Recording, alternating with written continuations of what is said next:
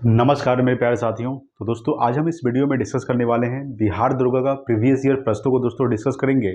दोस्तों 1/9/2012 में जो एग्जाम हुआ था दोस्तों बिहार दुर्गा का, ठीक है दोस्तों। टोटल हम प्रश्नों को डिस्कस करने वाले हैं दोस्तों Bihar Durga previous year question दोस्तों, ठीक है। चलिए दोस्तों शुरू करते हैं सबसे पहला सवाल से। देखिए दोस्तों सबसे पहला सवाल क्या कह रहा है कि भारत में सबसे बड़ा वन जीव अभ्यारण्य कौन सा है दोस्तों। याद रखिएगा कि भारत में जो सबसे बड़ा वन जीव अभ्यारण्य दोस्तों वो भारतीय जंगली गधा अभ्यारण्य है, जो दोस्तों कहाँ स्थित है, गुजरात में स्थित है, ठीक है। याद रखिएगा। तो भारत में सबसे बड़ा वन जीव अभ्यारण्य कहाँ है दोस्तों, ये दोस्तों गुजरात में है। क्या नाम है उसका, भारतीय जंगली गधा अभ्यारण्य। दोस्तों ये भारत का सबसे बड़ा वन जीव अभ्यारण्य है दोस्तों, ठीक है। याद रखिएगा। अगला सवाल है आपके सामने कि कौन सा देश विश्व में चीनी की कटोरा के नाम से जाना जाता है दोस्तों। याद रखिएगा क्यूबा, ठीक है। क्यूबा की राजधानी दोस्तों हवाना होता है, याद रखिएगा। हवाना जो होती है वो क्यूबा की राजधानी होती है, याद रखिएगा दोस्तों। तो कौन सा देश, तो क्यूबा जो है वो चीनी के कटोरा के नाम से जाना जाता है, ठीक है। याद रखिएगा। नेक्स्ट दोस्तों 3 नंबर सवाल कि आयात और निर्यात पर लगने वाला कौन सा शुल्क है दोस्तों। तो सीमा शुल्क, ठीक है। याद रखिएगा आयात और निर्यात पर, ठीक है। आयात और निर्यात पर जो लगने वाला शुल्क है वो क्या है दोस्तों, सीमा शुल्क, ठीक है। नेक्स्ट है 4 नंबर कि कोलिमा ज्वालामुखी कहाँ स्थित है दोस्तों। ये है दोस्तों मैक्सिको में। याद रखिएगा कि कोलिमा ज्वालामुखी वो किस देश में स्थित है दोस्तों, तो मैक्सिको में है। मैक्सिको की राजधानी क्या होती है, मैक्सिको सिटी होती है, ठीक है। याद रखिएगा। तो कोलिमा ज्वालामुखी कहाँ स्थित है, तो मैक्सिको में स्थित है, ठीक है। नेक्स्ट है 5 नंबर कि विश्व का सबसे लंबा समुद्री पुल कहाँ स्थित है दोस्तों।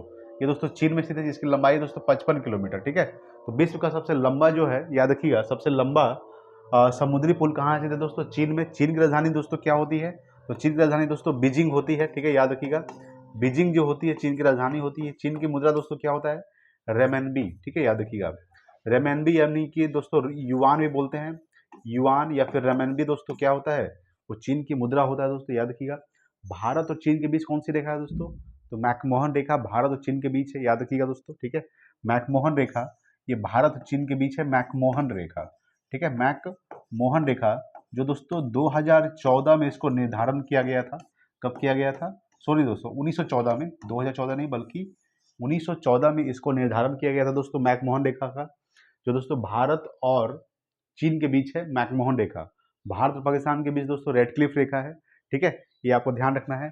तो विश्व का सबसे लंबा समुद्री पुल कहाँ स्थित है, चीन में स्थित है, जिसकी लंबाई है दोस्तों 55 किलोमीटर, ठीक है। नेक्स्ट है 6 नंबर सवाल कि भारत का कौन सा राज्य चाय का सबसे बड़ा उत्पादक है दोस्तों। वो है दोस्तों असम, ठीक है। असम क्या है, असम जो है ये चाय का सबसे बड़ा उत्पादक राज्य है दोस्तों, असम, ठीक है। याद रखिएगा दोस्तों, ठीक है। तो ये था दोस्तों। अगला सवाल देखते हैं, आइए नेक्स्ट सवाल देखते हैं दोस्तों। नेक्स्ट है 7 नंबर सवाल, देखिए, ठीक है।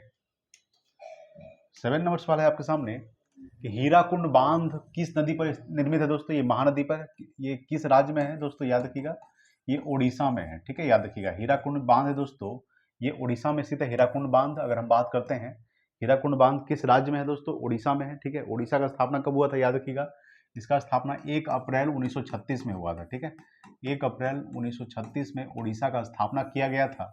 इसलिए 1 अप्रैल को दोस्तों कौन सा दिवस मनाया जाता है, तो 1 अप्रैल को उत्कल दिवस मनाया जाता है, ठीक है। उत्कल दिवस उड़ीसा में 1 अप्रैल को मनाया जाता है और 1 अप्रैल 1936 को उड़ीसा का स्थापना हुआ था, ठीक है। अगर हम बात करते हैं दोस्तों कि हीराकुंड बांध जो है दोस्तों ये विश्व का सबसे लंबा बांध है।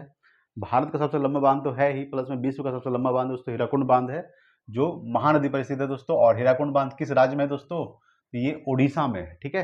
ये आपको ध्यान रखना है। अगर हम बात करते हैं, अगला है दोस्तों 8 नंबर सवाल कि राष्ट्रीय गीत वंदे मातरम किसने लिखा था दोस्तों, तो ये बंकिम चंद्र चटर्जी ने लिखे थे। याद रखिएगा राष्ट्रीय गीत, राष्ट्रगान दोस्तों किसने लिखा था, रविंद्रनाथ टैगोर ने, ठीक है। और राष्ट्रीय गीत दोस्तों तो बंकिम चंद्र चटर्जी ने लिखे थे, ठीक है। याद रखिएगा। नेक्स्ट है दोस्तों 9 नंबर सवाल कि ध्यानचंद ट्रॉफी किस खेल से संबंधित है दोस्तों, तो ये है दोस्तों हॉकी से, ठीक है। ध्यानचंद जो ट्रॉफी है वो किस खेल से संबंधित है, तो हॉकी से संबंधित है। नेक्स्ट दोस्तों 10 नंबर कि भारतीय रेड क्रॉस सोसाइटी की स्थापना कब हुई थी, तो ये 1920 में किया गया था, ठीक है। भारतीय रेड क्रॉस सोसाइटी का जो स्थापना किया गया था वो 1920 में किया गया था, याद रखिएगा। भारतीय रेड क्रॉस सोसाइटी की स्थापना 1920 में किया गया था। नेक्स्ट है 11 नंबर कि सीली पॉइंट किस खेल से संबंधित है, ये दोस्तों क्रिकेट से, ठीक है। सीली पॉइंट जो है ये क्रिकेट खेल से संबंधित है, सीली पॉइंट। आइए नेक्स्ट सवाल देखते हैं, 12 नंबर सवाल देखिए, ठीक है। कि दोस्तों 12 नंबर सवाल देखिएगा क्या कर रहा है। ठीक है, 12 नंबर सवाल कह रहा है आपके सामने कि 1 मिलियन कितने लाख के बराबर होता है दोस्तों। तो 1 मिलियन में कितना लाख होता है? 10 लाख। ठीक है, 2 मिलियन दोस्तों 20 लाख, 3 मिलियन दोस्तों 30 लाख। ठीक है, अगला है दोस्तों 13 नंबर सवाल कि स्वतंत्र भारत के प्रथम गृह मंत्री कौन थे दोस्तों। तो सरदार वल्लभ भाई पटेल थे, जिनको लौह पुरुष के नाम से भी जाना जाता है सरदार वल्लभ भाई पटेल को। अगर हम बात करते हैं स्वतंत्र भारत के प्रथम गृह मंत्री कौन थे, तो सरदार वल्लभ भाई पटेल थे स्वतंत्र भारत के प्रथम गृह मंत्री। ठीक है, याद रखिएगा। नेक्स्ट 14 नंबर सवाल कि भारत के सर्वोच्च न्यायालय के न्यायाधीश की सेवानिवृत्ति आयु कितनी है दोस्तों। ठीक है, वो है दोस्तों 65 वर्ष, याद रखिएगा। ठीक है, यानी कि रिटायरमेंट की जो दोस्तों उसकी जो आयु है कितनी है? 65 वर्ष, यानी भारत के सर्वोच्च न्यायालय के न्यायाधीश की बात कर रहे हैं। ठीक है, तो भारत के सर्वोच्च न्यायालय के न्यायाधीश की सेवानिवृत्ति की आयु कितनी है? 65 वर्ष है। अगला है 15 नंबर कि रथ यात्रा प्रसिद्ध त्योहार है, कहाँ का है दोस्तों? ये पुरी का। पुरी कहाँ स्थित है दोस्तों? उड़ीसा में स्थित है, याद रखिएगा। उड़ीसा में दोस्तों पुरी बीच है, याद रखिएगा। और रथ यात्रा दोस्तों पुरी में ही निकलती है, यानी कि उड़ीसा में रथ यात्रा निकलती है दोस्तों। ठीक है, याद रखिएगा। नेक्स्ट है दोस्तों 16 नंबर सवाल कि राष्ट्रपति अपना त्यागपत्र किसे देता है दोस्तों। तो उपराष्ट्रपति को देता है दोस्तों। राष्ट्रपति के पद का उल्लेख दोस्तों किस अनुच्छेद में किया गया दोस्तों? तो आर्टिकल 52 में किया गया, याद रखिएगा। आर्टिकल 52 में राष्ट्रपति के पद का उल्लेख किया गया दोस्तों। उपराष्ट्रपति के पद का उल्लेख दोस्तों किस अनुच्छेद में किया गया है? तो आर्टिकल 63 में। ठीक है, आर्टिकल 63 में उपराष्ट्रपति पद का उल्लेख किया गया दोस्तों, याद रखिएगा। राष्ट्रपति को दोस्तों महाभियोग प्रक्रिया के द्वारा इनको हटाया जा सकता है दोस्तों। ठीक है, राष्ट्रपति को अनुच्छेद 61 के तहत, ठीक है, याद रखिएगा। आर्टिकल 61 में क्या कहा गया है? आर्टिकल 61 है दोस्तों महाभियोग की प्रक्रिया। तो आर्टिकल 61 के तहत राष्ट्रपति को अब उसके पद से हटाया जा सकता है। ठीक है, ये आपको ध्यान रखना है दोस्तों। अगर हम बात करते हैं कि राष्ट्रपति बनने के लिए और उपराष्ट्रपति बनने के लिए दोस्तों न्यूनतम उम्र की सीमा कितनी होनी चाहिए? तो राष्ट्रपति बनने के लिए दोस्तों 35 वर्ष और उपराष्ट्रपति बनने के लिए दोस्तों 35 वर्ष होनी चाहिए न्यूनतम उम्र सीमा। ठीक है, या फिर उससे अधिक होनी चाहिए। ठीक है, याद रखिएगा। तो 16 नंबर सवाल कि राष्ट्रपति अपना त्यागपत्र किसे देते हैं? तो उपराष्ट्रपति को देते हैं दोस्तों। ठीक है, याद रखिएगा। अगला है दोस्तों 17 नंबर सवाल कि बांग्लादेश का सृजन कब हुआ था दोस्तों। यानी बांग्लादेश, याद रखिएगा दोस्तों, बांग्लादेश का स्थापना कब हुआ था? ये दोस्तों याद रखिएगा 1971 में बांग्लादेश का स्थापना हुआ था। अगर बात करते हैं बांग्लादेश के बारे में दोस्तों, बांग्लादेश की राजधानी क्या होता है दोस्तों? याद रखिएगा। तो बांग्लादेश की जो राजधानी दोस्तों ढाका होता है, आपको ध्यान रखना है। ठीक है, बांग्लादेश का जो स्थापना हुआ था दोस्तों ये 1971 में हुआ था। ठीक है, बांग्लादेश का स्थापना 1971 में। बांग्लादेश की मुद्रा क्या है दोस्तों? तो बांग्लादेश की जो मुद्रा है, याद रखिएगा, टका है। ठीक है, बांग्लादेश की मुद्रा क्या है? टका। अगर हम बात करते हैं दोस्तों बांग्लादेश भारत के साथ कितने राज्यों के बांग्लादेश भारत के कितने राज्यों के साथ सीमा साझा करता है? तो भारत के साथ, ठीक है, याद रखिएगा, 5 राज्यों के साथ सीमा साझा करता है दोस्तों बांग्लादेश भारत के। ठीक है, सबसे ज्यादा दोस्तों पश्चिम बंगाल यानी वेस्ट बंगाल। ठीक है, याद रखिएगा, बांग्लादेश जो है सबसे ज्यादा वेस्ट बंगाल के साथ सीमा साझा करता है, याद रखिएगा दोस्तों। ठीक है, अगर हम बात करें दोस्तों कि टोटल कितना किलोमीटर बांग्लादेश भारत के साथ सीमा साझा करता है, तो याद रखिएगा दोस्तों टोटल कितना किलोमीटर। अगर हम बात करेंगे टोटल किलोमीटर की, अगर बात करते हैं दोस्तों बांग्लादेश, तो 4096 किलोमीटर दोस्तों। ठीक है, याद रखिएगा 4096 किलोमीटर टोटल दोस्तों बांग्लादेश भारत के साथ सीमा साझा करता है। एग्जाम में पूछने वाला सवाल है दोस्तों। ठीक है, याद रखिएगा। तो बांग्लादेश का सृजन कब हुआ दोस्तों? 1971 में हुआ था, आपको ध्यान रखना है। बांग्लादेश पहले क्या था दोस्तों? बांग्लादेश पहले पूर्वी पाकिस्तान हुआ करता था। ठीक है, बांग्लादेश पहले क्या हुआ करता था? पूर्वी पाकिस्तान। जब से पश्चिमी पाकिस्तान वाले पूर्वी पाकिस्तान को परेशान करने लगे तो इन लोगों ने अपने हक के लिए लड़ाई लड़ा और दोस्तों बांग्लादेश पूर्ण रूप से भारत के सहयोग से आज़ाद हुआ दोस्तों 1971 में। ठीक है, शेख मुजीबुर रहमान जो थे वहाँ के नेता थे बांग्लादेश के, उनका बहुत बड़ा योगदान था दोस्तों बांग्लादेश की आज़ादी के लिए। ठीक है, ये आपको ध्यान रखना है। तो बांग्लादेश की राजधानी क्या है दोस्तों? ढाका है। बांग्लादेश आज़ाद कब हुआ था? 1971 में। बांग्लादेश की मुद्रा क्या है दोस्तों? टका। ठीक है, देखिए याद रखिएगा, बिम्स्टेक का जो मुख्यालय स्थित है दोस्तों, बिम्स्टेक का, याद रखिएगा, ये बांग्लादेश की राजधानी ढाका में स्थित है। ठीक है, बिम्स्टेक अगर हम बात करते हैं, ठीक है, बिम्स्टेक, ठीक है, बिम्स्टेक का जो मुख्यालय स्थित है दोस्तों, ये बांग्लादेश की राजधानी ढाका में स्थित है। ठीक है, ये आपको ध्यान रखना है। चलिए अगला सवाल देखते हैं। अगला सवाल देखेंगे 18 नंबर सवाल देखिएगा। ठीक है, देखिए 18 नंबर सवाल कह रहा है आपके सामने, योजना आयोग है एक क्या दोस्तों? ये कार्यकारिणी निकाय है दोस्तों। योजना आयोग का जो स्थापना हुआ था, याद रखिएगा, योजना आयोग का जो स्थापना हुआ था दोस्तों 15 मार्च 1950 को हुआ था। ठीक है, 15 मार्च 1950 को योजना आयोग का स्थापना हुआ था। ठीक है, योजना आयोग की जगह पे दोस्तों अभी वर्तमान में क्या आया है दोस्तों? नीति आयोग आया है। नीति आयोग का जो स्थापना हुआ, याद रखिएगा, नीति आयोग, ठीक है, इसका जो मूल रूप से स्थापना हुआ है 1 जनवरी 2015 को हुआ है, ठीक है, 1 जनवरी 2015 को दोस्तों नीति आयोग का स्थापना हुआ है। नीति आयोग के जो अध्यक्ष होते हैं वो भारत के प्रधानमंत्री होते हैं। इसके जो दोस्तों अध्यक्ष होते हैं, अध्यक्ष, ठीक है, नीति आयोग के जो अध्यक्ष होते हैं वो कौन होते हैं दोस्तों? तो प्रधानमंत्री होते हैं। कौन होते हैं? प्रधानमंत्री, ठीक है, नीति आयोग के अध्यक्ष होते हैं, ये आपको ध्यान रखना है। प्रधानमंत्री क्या होते हैं? नीति आयोग के अध्यक्ष होते हैं। तो नीति आयोग का स्थापना 1 जनवरी 2015 को हुआ था दोस्तों। ये योजना आयोग की जगह पे कौन सा आयोग आया है? नीति आयोग आया है दोस्तों। योजना आयोग का स्थापना कब हुआ था? तो 15 मार्च 1950 को हुआ था, ये आपको ध्यान रखना है। और योजना आयोग क्या है दोस्तों? ये कार्यकारिणी निकाय है, ठीक है। अगला सवाल देखिएगा 19 नंबर की हैवी इंजीनियरिंग कॉर्पोरेशन कहाँ स्थित है? ये दोस्तों रांची में स्थित है, ठीक है। हैवी इंजीनियरिंग कॉर्पोरेशन कहाँ स्थित है दोस्तों? रांची में। अगला सवाल देखिएगा 20 नंबर कि 1789 ईस्वी की फ्रेंच क्रांति का महान योद्धा कौन था दोस्तों? तो नेपोलियन बोनापार्ट था, ठीक है, याद रखिएगा। फ्रांसीसी क्रांति दोस्तों कब हुआ था? 1789 में हुआ था, याद रखिएगा। फ्रांसीसी क्रांति कब हुआ था? 1789 को।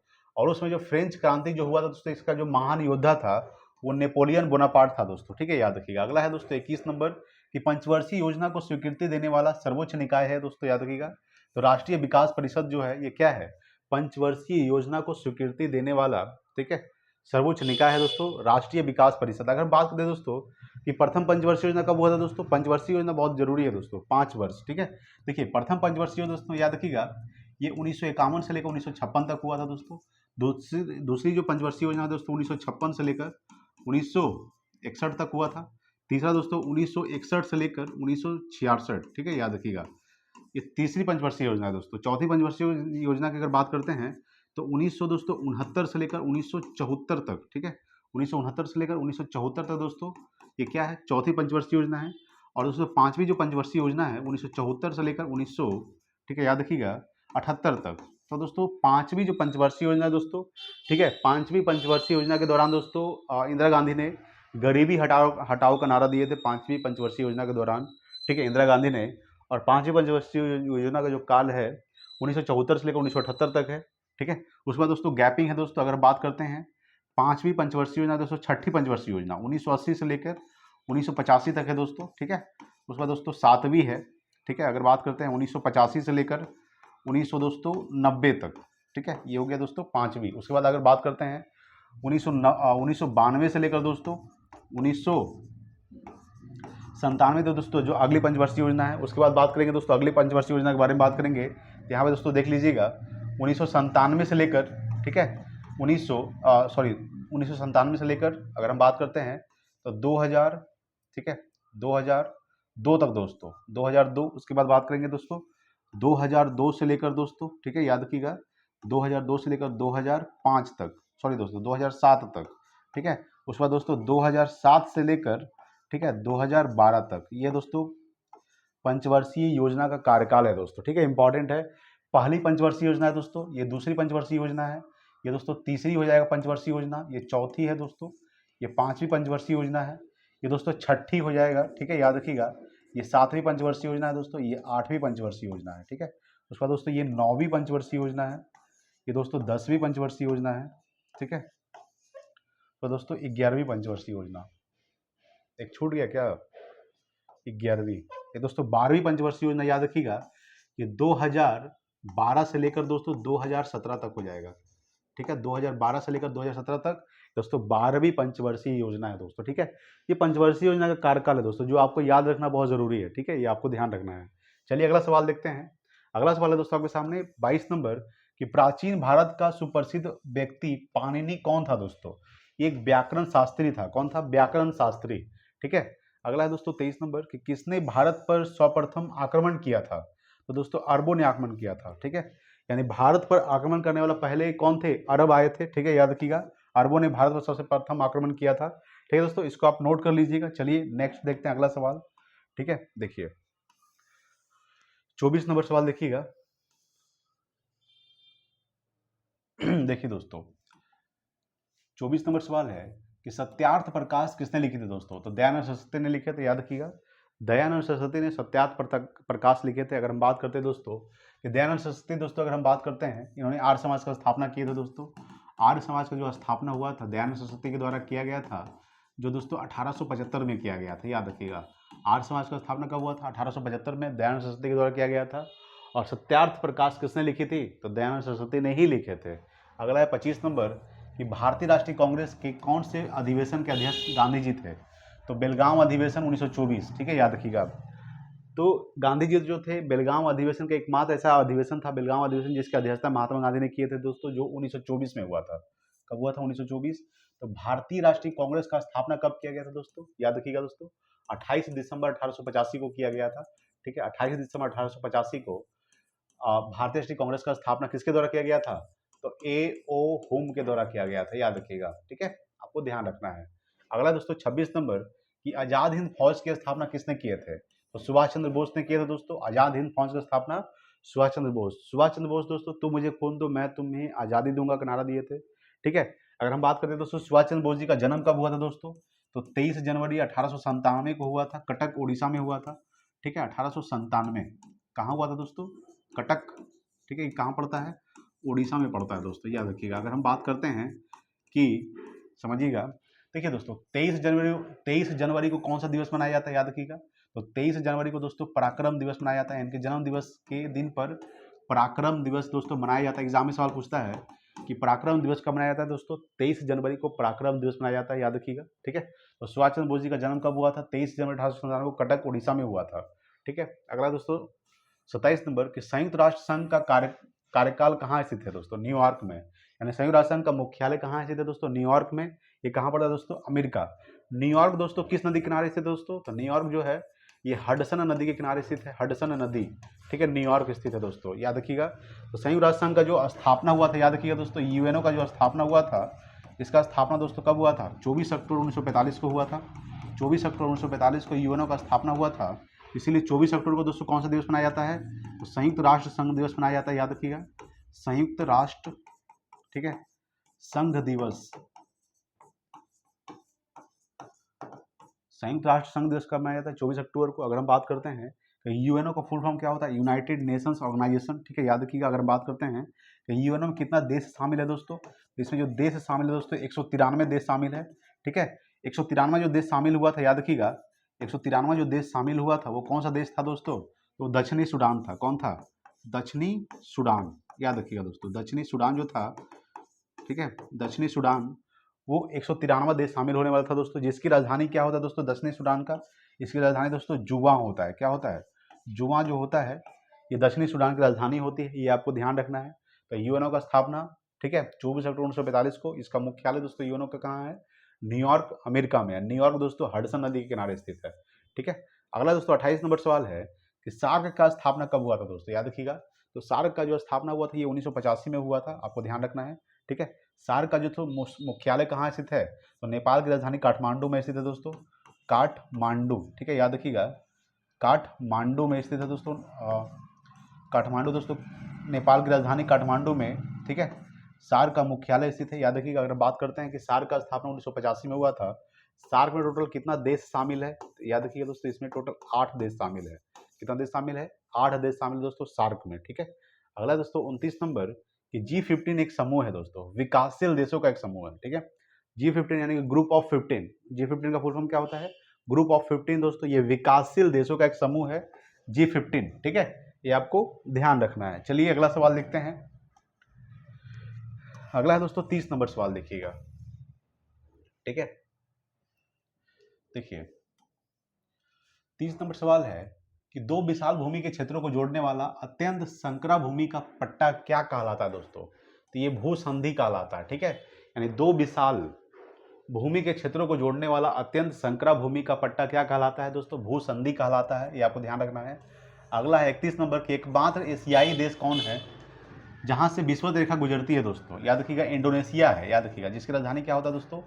जकार्ता होता है, जकार्ता दोस्तों, ठीक है, जिसकी राजधानी क्या होता है? जकार्ता। अगर हम बात करें दोस्तों इंडोनेशिया के बारे में, तो इंडोनेशिया दोस्तों द्वीपों से मिलकर बना हुआ एक देश है, बहुत सारे द्वीपों से, यानी कि सबसे ज्यादा द्वीपों से मिलकर बना हुआ देश कौन सा है दोस्तों? इंडोनेशिया। सबसे ज्यादा मुस्लिम कहाँ पाया जाता है दोस्तों? इंडोनेशिया में सबसे ज्यादा मुस्लिम पाया जाता है, ये आपको ध्यान रखना है, ठीक है। तो इंडोनेशिया दोस्तों जिसकी राजधानी क्या होता है? जकार्ता। तो एकमात्र एशियाई देश है जहां से विषुवत रेखा गुजरती है दोस्तों, ठीक है। विषुवत रेखा दोस्तों किस नदी को 2 बार काटती है? याद रखिएगा दोस्तों, तो आपको ध्यान रखना है कि विषुवत रेखा जो है, देखिए अगर बात करते हैं दोस्तों कर्क रेखा, ठीक है, कर्क रेखा जो दोस्तों ये माही नदी को 2 बार काटती है। कर्क रेखा जो है ये माही नदी को 2 बार काटती है, माही नदी, ठीक है, ये आपको ध्यान रखना है। मकर रेखा दोस्तों आपको ध्यान रखना है कि मकर रेखा जो है, मकर रेखा ये लिम्पोपो नदी को 2 बार काटती है, लिम्पोपो, लिम्पोपो, ठीक है, लिम्पोपो नदी को 2 बार काटती है। उसी तरह से दोस्तों विषुवत रेखा जो है ये कांगो नदी को 2 बार काटती है, कांगो नदी, ठीक है, ये आपको ध्यान रखना है। तो विषुवत रेखा कांगो नदी को 2 बार काटती है। कर्क रेखा भारत के 8 राज्यों से गुजरती है दोस्तों। उसी तरह से कर्क रेखा जो है गुजरात में जो माही नदी है, तो माही नदी को 2 बार काटती है, ठीक है। उसी तरह से मकर रेखा लिम्पोपो नदी को 2 बार काटती है, ठीक है। तो दोस्तों इंडोनेशिया राजधानी क्या होता है? जकार्ता, याद रखिएगा। सबसे ज्यादा मुस्लिम दोस्तों कहाँ पाया जाता है? इंडोनेशिया में पाया जाता है दोस्तों, ठीक है, ये आपको ध्यान रखना है। अगला दोस्तों 32 नंबर कि HUDCO का पूर्ण रूप क्या है दोस्तों? Housing and urban development corporation, ठीक है। क्या फुल फॉर्म होता है HUDCO का? HUDCO का housing and urban development corporation, HUDC का फुल फॉर्म होता है। अगला दोस्तों 33 नंबर कि कौन सी पर्वत श्रृंखला भारतीय उपखंड की पश्चिमी सीमा बनाती है? तो अरावली दोस्तों, याद रखिएगा। सबसे पुरानी पर्वत श्रृंखला दोस्तों, याद रखिएगा, सबसे पुरानी पर्वत श्रृंखला कौन सी है? सबसे पुरानी पर्वत श्रृंखला दोस्तों, ठीक है, याद रखिएगा। सबसे पुरानी पर्वत श्रृंखला की अगर हम बात करते हैं, ठीक है, श्रृंखला की अगर हम बात करते हैं दोस्तों, तो यह दोस्तों अरावली पर्वत श्रृंखला जो सबसे पुरानी पर्वत श्रृंखला है दोस्तों। अरावली जो है दोस्तों ये कहाँ स्थित है? मेन रूप से ये दोस्तों राजस्थान में स्थित है। कहाँ स्थित है? राजस्थान दोस्तों, ठीक है, ये आपको ध्यान रखना है। तो कौन सी पर्वत श्रृंखला भारतीय उपखंड की पश्चिमी सीमा बनाती है? तो दोस्तों ये सबसे पुरानी पर्वत श्रृंखला है। आपको पता है दोस्तों कि राजस्थान अगर बात करते हैं तो ये दोस्तों पश्चिम में स्थित है भारत के, ठीक है, पश्चिमी राज्य दोस्तों राजस्थान, ठीक है। अगला सवाल देखिएगा 34 नंबर कि शारदा अधिनियम किससे संबंधित है दोस्तों? ये बाल विवाह से संबंधित है, शारदा अधिनियम, ठीक है। शारदा अधिनियम किससे संबंधित है? बाल विवाह से संबंधित है। अगला है दोस्तों 35 नंबर जो दोस्तों अभी हम सवाल कर चुके हैं कि संयुक्त राष्ट्र दिवस कब मनाया था दोस्तों? याद रखिएगा 24 अक्टूबर को बताए थे कि संयुक्त राष्ट्र संघ का स्थापना 24 अक्टूबर 1945 को हुआ था, इसलिए 24 अक्टूबर को संयुक्त राष्ट्र संघ दिवस मनाया जाता है, ठीक है, ये आपको ध्यान रखना है। चलिए अगला सवाल देखिएगा 36 नंबर सवाल देखिए, ठीक है, देखिए दोस्तों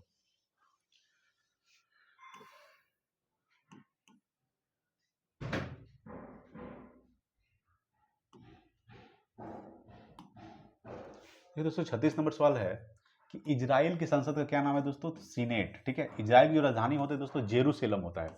क्या होता है? जेरूशलेम, ठीक है। जेरूशलेम जो होती है ये इजराइल की राजधानी होती है और इजराइल की संसद का क्या नाम है दोस्तों? तो सीनेट है, ठीक है, ये आपको ध्यान रखना है। अगला है 37 नंबर कि जापान की करेंसी क्या है दोस्तों? तो येन। जापान की मुद्रा दोस्तों, जापान की मुद्रा क्या है? येन। जापान की राजधानी दोस्तों टोक्यो, ठीक है, याद रखिएगा। टोक्यो जो है ये क्या है? टोक्यो जापान की राजधानी है, ठीक है।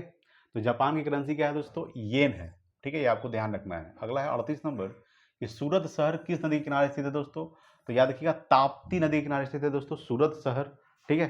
सूरत शहर जो दोस्तों ताप्ती नदी के किनारे स्थित है। अगला है 39 नंबर कि टेस्ट क्रिकेट में सर्वप्रथम 5 दोहरा शतक लगाने वाला भारतीय कौन था दोस्तों? वह दोस्तों राहुल द्रविड़ थे, ठीक है। टेस्ट क्रिकेट में सर्वप्रथम 5 दोहरा शतक लगाने वाला भारतीय राहुल द्रविड़ थे। अगला है 40 नंबर कि हमने इतिहास से यह सीखा है कि हमने इतिहास से कुछ नहीं सीखा, ठीक है। किसने कहा था दोस्तों? ये WGF हिगल ने कहे थे कि हमने इतिहास से यह सीखा है कि हमने इतिहास से कुछ नहीं सीखा है। किसका कथन है दोस्तों? ये है WGF हिगल का है। अगला है 41 नंबर कि भारत रत्न प्राप्त करने वाला प्रथम वैज्ञानिक कौन था? दोस्तों CV रमन थे, ठीक है, याद रखिएगा। इनको मेन रूप से 1930 में भारत रत्न दिया गया था दोस्तों, याद रखिएगा। रमन प्रभाव यानी रमन इफेक्ट के खोज के लिए, ठीक है, याद रखिएगा। मेन रूप से रमन इफेक्ट की खोज के लिए 1930 में CV रमन को, ठीक है, नोबेल पुरस्कार दिया गया था दोस्तों, याद रखिएगा। अगर हम बात करते हैं इन्होंने 28 फरवरी, ठीक है, 28 फरवरी 1930 को, ठीक है, 28 फरवरी को मेन रूप से 1930 को दोस्तों रमन प्रभाव का खोज किए थे। इसीलिए दोस्तों 28 फरवरी को कौन सा दिवस मनाया जाता है दोस्तों? तो 28 फरवरी को मनाया जाता है राष्ट्रीय विज्ञान दिवस मनाया जाता है, ठीक है, याद रखिएगा कि राष्ट्रीय विज्ञान दिवस कब मनाया जाता है? तो 28 फरवरी को राष्ट्रीय विज्ञान दिवस मनाया जाता है, ठीक है, ये आपको ध्यान रखना है। तो इनको नोबेल पुरस्कार कब दिया गया था? 1930 में। अच्छा, अगर बात करते हैं, सॉरी दोस्तों, यहाँ पे भारत रत्न की बात कर रहा है, ठीक है, तो भारत रत्न प्राप्त करने वाले जो प्रथम वैज्ञानिक कौन थे? सीवी रमन थे। ठीक है, इनको 1930 में दिया गया था दोस्तों। ठीक है, चलिए अगला सवाल देखते हैं। ठीक है, चलिए 42 नंबर सवाल देखिए दोस्तों क्या कर रहा है। ठीक है, देखिएगा 42 नंबर सवाल कह रहा है आपके सामने कि विश्व की सबसे बड़ी खाड़ी कौन सी है दोस्तों? तो मैक्सिको की खाड़ी है, जिसकी दोस्तों अगर हम बात करते हैं कितना वर्ग किलोमीटर है, तो 6,15,000 वर्ग किलोमीटर दोस्तों इसकी लंबाई। तो विश्व की सबसे बड़ी खाड़ी कौन सी है? मैक्सिको की खाड़ी। ठीक है, 6,15,000 वर्ग किलोमीटर। अगला है दोस्तों 43 नंबर कि भारत में प्रथम अंग्रेजी समाचार पत्र किसने प्रारंभ किया था? तो जे ए हिक्की। ठीक है, जे ए हिक्की ने भारत में प्रथम अंग्रेजी समाचार प्रारंभ करने वाले व्यक्ति हैं दोस्तों जे ए हिक्की, जो 1780 में क्या किए थे? प्रारंभ किए थे। ठीक है, 1780 ईस्वी में। तो भारत में प्रथम अंग्रेजी समाचार पत्र किसने प्रारंभ किया था? तो जे ए हिक्की ने प्रारंभ किया था 1780 ईस्वी। ठीक है, अगला है 44 नंबर कि नियाग्रा जलप्रपात कहाँ स्थित है दोस्तों? तो ये यूएसए में स्थित है। ठीक है, नियाग्रा जो जलप्रपात है कहाँ स्थित है? यूएसए यानी कि अमेरिका में। अगला है 45 नंबर कि मिस वर्ल्ड 2012 किस देश की थी दोस्तों? तो चीन की थी। जो मिस वर्ल्ड 2012 हुई थी वो किस देश की थी? चीन। चीन की राजधानी क्या होता है दोस्तों? बीजिंग होता है। ठीक है, याद रखिएगा। चीन की जो मुद्रा होता है दोस्तों युआन या रिमेनबी भी कह सकते हैं। ठीक है, युआन या फिर रेमेनबी। ठीक है, रेमेनबी। ठीक है, अगला है 46 नंबर कि प्रसिद्ध रॉक गार्डन किस शहर में स्थित है दोस्तों? ये चंडीगढ़ में। ठीक है, प्रसिद्ध जो रॉक गार्डन है वो किस शहर में स्थित है? चंडीगढ़। ठीक है, ये आपको ध्यान रखना है दोस्तों। चंडीगढ़ क्या है दोस्तों? चंडीगढ़ जो है दोस्तों एक केंद्र शासित प्रदेश है चंडीगढ़। ठीक है, ये आपको ध्यान रखना है। चंडीगढ़ ये दोस्तों पंजाब की राजधानी चंडीगढ़ है और हरियाणा की भी राजधानी क्या है दोस्तों? चंडीगढ़। ठीक है, तो रॉक गार्डन जो दोस्तों किस शहर में स्थित है? तो चंडीगढ़ में स्थित है। अगला है 47 नंबर कि सूर्य के सबसे निकट ग्रह कौन सा है दोस्तों? तो बुध है दोस्तों, याद रखिएगा। बुध दोस्तों सूर्य का मात्र 88 दिन में इसका चक्कर लगा लेता है। ठीक है, 88 दिनों में मात्र चक्कर लगा लेता है दोस्तों बुध। बुध और शुक्र दो ऐसे ग्रह हैं। ठीक है, बुध और शुक्र दो ऐसे ग्रह है दोस्तों जिसका कोई भी उपग्रह नहीं है। याद रखिएगा, बुध और शुक्र दो ऐसे ग्रह हैं जिसका कोई भी उपग्रह नहीं है। ठीक है दोस्तों, अगर हम शुक्र ग्रह के बारे में बात करते हैं तो शुक्र ग्रह को भोर का तारा, सांझ का तारा दोस्तों, पृथ्वी का जुड़वा बहन भी कहा जाता है। ठीक है, शुक्र ग्रह को दोस्तों सबसे गर्म ग्रह भी कहा जाता है। ठीक है, याद रखिएगा अगर हम बात करते हैं। ठीक है, तो सबसे छोटा ग्रह कौन सा है दोस्तों? तो सबसे छोटा ग्रह है दोस्तों बुध ग्रह। सबसे बड़ा ग्रह कौन सा है दोस्तों? बृहस्पति। ठीक है, पृथ्वी को दोस्तों नीला ग्रह कहा जाता है। याद रखिएगा, मंगल के दो उपग्रह होते हैं, फोबोस और डिमोस। ठीक है, फोबोस दोस्तों, ठीक है, फोबोस और डिमोस जो होते हैं, डिमोस, ये मंगल के दो उपग्रह होते हैं। ठीक है, ये दो उपग्रह है दोस्तों। किसका है उपग्रह? ये दोस्तों मंगल का है। ठीक है, याद रखिएगा मंगल का दो उपग्रह कौन कौन सा है? तो फोबोस और डिमोस है दोस्तों, याद रखिएगा। और बात करते हैं दोस्तों कि मंगल को लाल ग्रह कहा जाता है। याद रखिएगा कि मंगल को लाल ग्रह भी कहा जाता है, ये आपको ध्यान रखना है। ठीक है, पृथ्वी को दोस्तों नीला ग्रह कहा जाता है। ठीक है, अगर बात करेगा, सवाल करेगा दोस्तों कि बृहस्पति का सबसे बड़ा उपग्रह कौन सा है दोस्तों? तो बृहस्पति का सबसे बड़ा उपग्रह दोस्तों गैनीमेड। ठीक है, याद रखिएगा गैनीमेड जो है ये बृहस्पति का सबसे बड़ा उपग्रह है। शनि का सबसे बड़ा दोस्तों उपग्रह कौन सा है? तो टाइटन। ठीक है, याद रखिएगा टाइटन जो है ये शनि का सबसे बड़ा उपग्रह है। ठीक है, ये आपको ध्यान रखना है। चलिए अगला सवाल देखते हैं। 48 नंबर सवाल देखिएगा। ठीक है, देखिए 48 नंबर सवाल है कि अकबर के शासनकाल में राजा टोडरमल कौन था दोस्तों? ये था दोस्तों वित्तीय सलाहकार। ठीक है, अकबर के शासनकाल में जो राजा टोडरमल था वो कौन था? तो ये दोस्तों वित्तीय सलाहकार था। याद रखिएगा। अगर बात करते हैं दोस्तों कि प्रथम ये पानीपत का जो प्रथम युद्ध हुआ था 1526 में, वो बाबर और इब्राहिम लोदी के बीच हुआ था। तो पानीपत का जो दूसरा युद्ध हुआ दोस्तों वो 1500 कब हुआ था? 1556 में हुआ था पानीपत का दूसरा युद्ध। ठीक है, 1556 में पानीपत का दूसरा युद्ध हुआ था। किसके बीच? तो अकबर और दोस्तों हेमू के बीच हुआ था। याद रखिएगा, अकबर और हेमू के बीच पानीपत का दूसरा युद्ध हुआ था 1556 में। पानीपत का तीसरा युद्ध दोस्तों 1761 में हुआ था, अब्दुल शाह अब्दाली और मराठों के बीच हुआ था। ठीक है, ये आपको ध्यान रखना है। अगला दोस्तों 49 नंबर सवाल कि सम्राट अशोक के पिता कौन थे दोस्तों? तो बिंदुसार थे। याद रखिएगा, सम्राट अशोक के पिता का क्या नाम था? तो बिंदुसार था। अगला है 50 नंबर की भारत का राष्ट्रीय कैलेंडर किस पर आधारित है दोस्तों? तो शक संवत पर आधारित है। भारत का राष्ट्रीय कैलेंडर किस पर आधारित है? शक संवत। अगला है 51 नंबर कि सबसे प्राचीन भारतीय भाषा क्या है दोस्तों? तो तमिल जो है ये सबसे प्राचीन भारतीय भाषा है। ठीक है, सबसे पुराना भारतीय भाषा कौन सा है? तमिल। ठीक है, याद रखिएगा। अगला है 52 नंबर कि मोहिनीअट्टम किस राज्य का लोक नृत्य है? ये दोस्तों केरल का है, ठीक है। मोहिनीअट्टम दोस्तों। भरतनाट्यम किस राज्य का है दोस्तों? तो ये तमिलनाडु का। कुचिपुड़ी दोस्तों आंध्र प्रदेश का है, ठीक है, याद रखिएगा दोस्तों। तो ये मोहिनीअट्टम जो है ये किस राज्य का लोक नृत्य है? ये दोस्तों केरल का है। अगला 53 नंबर कि पेंटिलियोलॉजी में किसका अध्ययन किया जाता है दोस्तों? ये जीवाश्मों का अध्ययन किया जाता है, याद रखिएगा। पेलियोंटोलॉजी में किसका अध्ययन किया जाता है? तो जीवाश्मों का अध्ययन किया जाता है पेंटियोलॉजी में, ठीक है। ये आपको मेन रूप से याद रखना है। चलिए अगला सवाल देखते हैं। 54 नंबर सवाल देखिएगा। देखिए दोस्तों 54 नंबर सवाल, ठीक है। 54 नंबर सवाल क्या कह रहा है आपके सामने? 54 है कि तंबाकू धूम्रपान करना स्वास्थ्य के लिए हानिकारक है क्योंकि इसमें होता है, क्या होता है दोस्तों? तो निकोटीन होता है मेन रूप से। क्या होता है? निकोटीन, ठीक है। तंबाकू में धूम्रपान करना स्वास्थ्य के लिए हानिकारक है, इसमें क्या होता है दोस्तों? खास करके निकोटीन होता है। अगला है दोस्तों 55 नंबर कि वयस्क मनुष्य में रक्त निर्माण कहाँ होता है दोस्तों? तो लाल अस्थि मज्जा में होता है, याद रखिएगा। वयस्क मनुष्य में जो रक्त का जो निर्माण होता है वो कहाँ होता है? तो लाल अस्थि मज्जा में होता है। रक्त का पीएच मान दोस्तों कितना होता है? 7.4 होता है दोस्तों। क्या होता है? क्षारीय होता है, ठीक है, याद रखिएगा। अगर बात करते हैं कि 56 नंबर सवाल कि सूती रेशा प्राप्त किया जाता है दोस्तों, तो बीज से प्राप्त किया जाता है। सूती जो रेशा है वो कहाँ से प्राप्त किया जाता है? तो बीज से प्राप्त किया जाता है। अगला 57 नंबर कि सर्वग्राही रक्त समूह है दोस्तों ए बी पॉजिटिव, ठीक है। सर्वग्राही दोस्तों, ग्राही यानी एक्सेप्टर, ग्रहण कर सकता है, ठीक है, एक्सेप्ट कर सकता है दोस्तों, ए बी पॉजिटिव। और दोस्तों अगर बात करेगा सर्वग्राही दोस्तों ए बी पॉजिटिव है। और सर्वदाता दोस्तों, अगर सर्वदाता की बात करेगा तो सर्वदाता क्या हो जाएगा दोस्तों? ओ निगेटिव, ठीक है, ओ निगेटिव हो जाएगा दोस्तों। सर्वदाता यानी कि एक्सेप्टर, ये क्या हो जाएगा दोस्तों? सॉरी दोस्तों, ये क्या हो जाएगा? एक्सेप्टर दोस्तों, ये हो जाएगा, ठीक है, सर्वग्राही एक्सेप्टर। और सर्वदाता दोस्तों क्या हो जाएगा? डोनर हो जाएगा दोस्तों। क्या हो जाएगा? डोनर, ठीक है, याद रखिएगा। अगला दोस्तों आपके सामने 58 नंबर सवाल है कि 3D फिल्म देखने के लिए प्रयुक्त चश्मे में कौन सा लेंस होता है दोस्तों? तो पोलराइड लेंस होते हैं, ठीक है। 3D फिल्म देखने के लिए प्रयुक्त चश्मे में कौन सा लेंस होते हैं? तो पोलराइड लेंस होते हैं। अगला है 59 नंबर कि डिटर्जेंट किस सिद्धांत पर सतहों की सफाई करते हैं? तो पृष्ठ तनाव, ठीक है। डिटर्जेंट किस सिद्धांत पर? तो दोस्तों पृष्ठ तनाव के सिद्धांत पर सतहों की सफाई करते हैं, ठीक है, ये आपको ध्यान रखना है। चलिए दोस्तों आज का लास्ट सवाल दोस्तों देखिए दोस्तों। 60 नंबर सवाल क्या कर रहा है आपके सामने? देखिए दोस्तों, लास्ट नहीं है दोस्तों, और सवाल है, ठीक है। 60 नंबर सवाल है कि मनुष्य किस संघ का प्राणी है दोस्तों?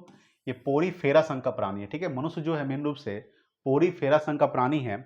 अगला है 61 नंबर की सबसे अधिक आघातवर्ध धातु कौन सी है? वह दोस्तों सोना। सोना का संकेत दोस्तों क्या होता है? Au होता है। परमाणु संख्या कितना होता है दोस्तों? 79 होता है, ठीक है।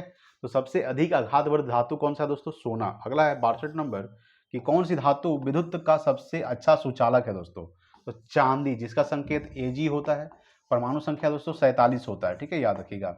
तो कौन सी धातु विद्युत का सबसे अच्छा सुचालक है? चांदी। और सबसे अधिक आघातवर्ध धातु कौन सी है? वो है दोस्तों सोना, ठीक है। अगला सवाल देखिए 63 नंबर सवाल देखिएगा। तो 63 नंबर सवाल क्या कर रहा है आपके सामने? 63 है कि डेसिमल से बाइनरी में संख्या का परिवर्तन करने वाली युक्ति कौन है दोस्तों? वो है दोस्तों इनकोडर, ठीक है। डेसिमल से बाइनरी में संख्या का परिवर्तन करने वाली युक्ति कौन है? इनकोडर है। अगला है दोस्तों 64 नंबर कि प्रोटीन बने होते हैं दोस्तों अमीनो अम्ल से बने होते हैं, ठीक है। प्रोटीन जो बने होते हैं वो कैसे बने होते हैं दोस्तों? अमीनो अम्ल के बने होते हैं, ठीक है। तो दोस्तों आज के लिए इतना ही दोस्तों। अगर वीडियो अच्छा लगा प्लीज़ लाइक कीजिएगा, शेयर कीजिए अपने दोस्तों के पास। Thanks for watching. जय हिंद, वंदे मातरम।